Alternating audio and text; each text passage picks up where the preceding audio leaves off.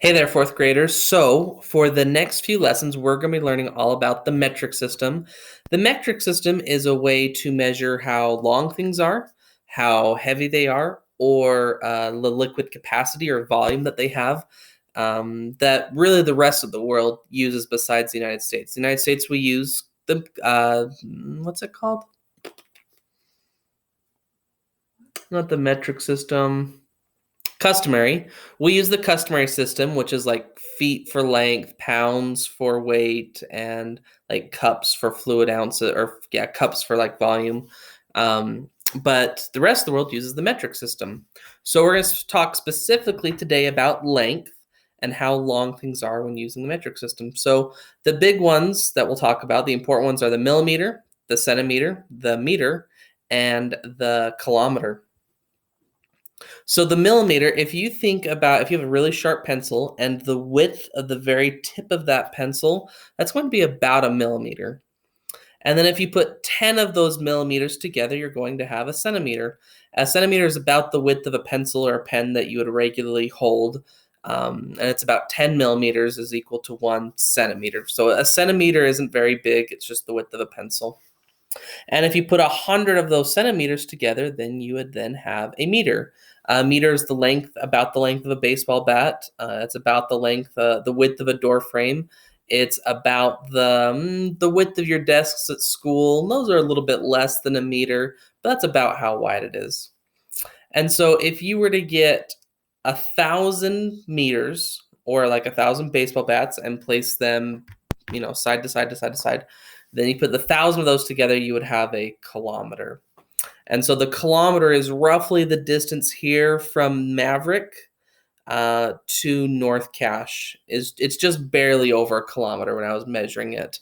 I didn't go and walk it with a tape measure. I used Google Maps, but that's a kilometers from Maverick to North Cache. So that gives you an idea of about how long these things are, going from the very short of the millimeter all the way to the very long, which is the kilometer. The great thing about the metric system is that it's all based on the number 10. And that makes it really, really easy to convert between one unit and another unit. So there's other measurements that I didn't talk about those other ones just because they're not used as much, but they are there. So the way the metric system works is in the middle, it's all based off of a basic unit. And if we're measuring length, that basic unit is the meter. So the meter should go right here in the middle for basic unit. And then what you do with the metric system is you add prefixes onto that original word, and that prefix lets you know how many times bigger or smaller than the basic unit a number is. So for example, a kilo means 1,000. So a kilometer is 1,000 basic units. It's 1,000 meters. There's also a hectometer or hectometer, and that's worth 100 meters. And there's a decameter, that's 10 meters. And then there's also a decimeter, which, do you remember what this decimal is? We talked about it.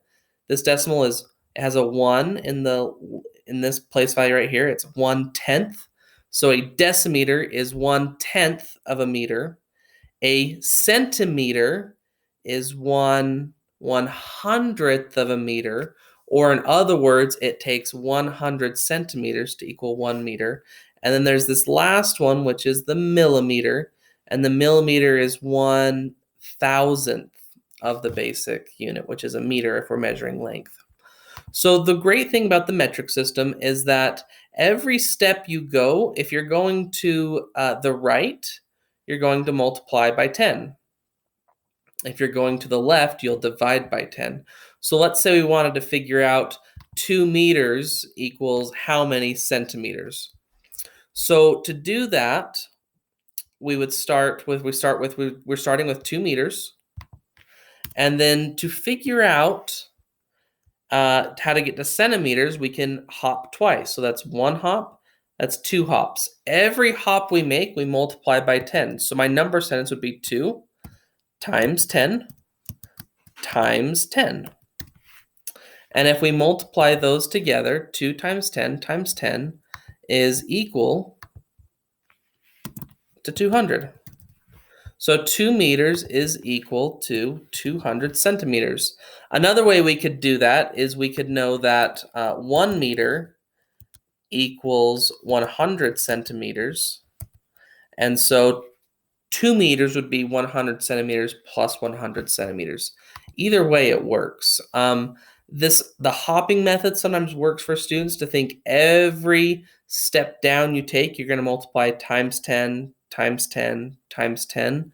Other students just memorize that 1 meter is 100 centimeters, so 8 meters would be 800 centimeters. Whichever way works for you, I'm completely okay with. And the same thing, with millimeters, that 1 meter is 1,000 millimeters, so 8 meters would be 8,000 millimeters. Either way works. Let's take a look at this one over here. This one's a little bit trickier. So 75 centimeters equals blank meters. Now, if you recall, what we just talked about is 1 meter is equal to how many centimeters? Do you remember? It was 100. So 75 centimeters, is that going to be more than 1 meter or less than 1 meter? It's going to be less than 1 meter because 1 meter equals 100 centimeters.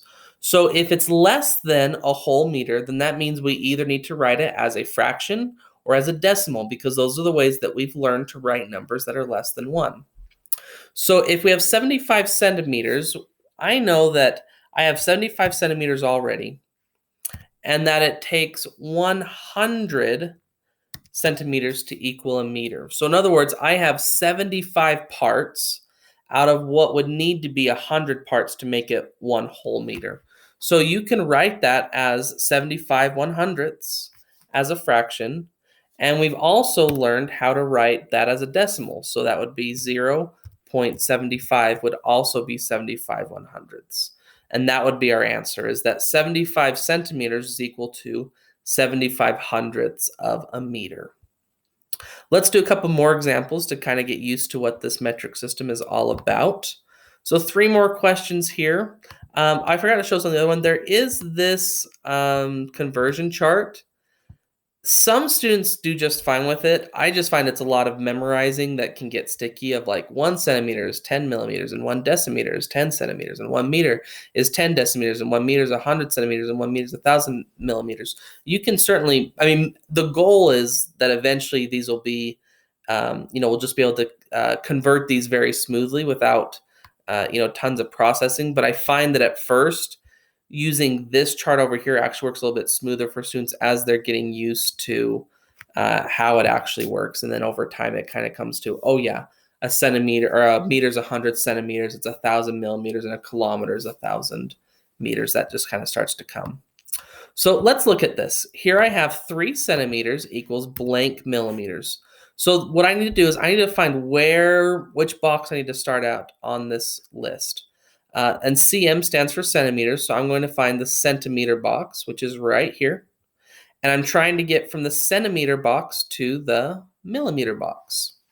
So how many hops was that? It was 1 hop. So because it was just 1 hop, I'm going to multiply by 10. So 3 centimeters is the same thing as 3 times 10 millimeters, which is 30. So 3 centimeters is equal to 30 millimeters. The next one over here, we're trying to figure out 7 meters is equal to blank centimeters. So I'm going to find out where I'm at on this list. And if you remember, meter is the basic unit, so it's right here in the middle. And so I'm trying to figure out 7 meters is going to equal how many centimeters. So first off, I'm going to type in, or you'll be writing, or so I'm starting with 7 because that's how many meters I have. And then I'm going 1 hop, 2 hops. So that'll be the same thing as 7 times 10 times 10. And if you remember, 10 times 10 is 100, so that we could also write that also as 7 times 100. Either way, it's the exact same answer. So 7 times 10 times 10, or 7 times 100, that equals 700. So 7 meters is equal to 700 centimeters.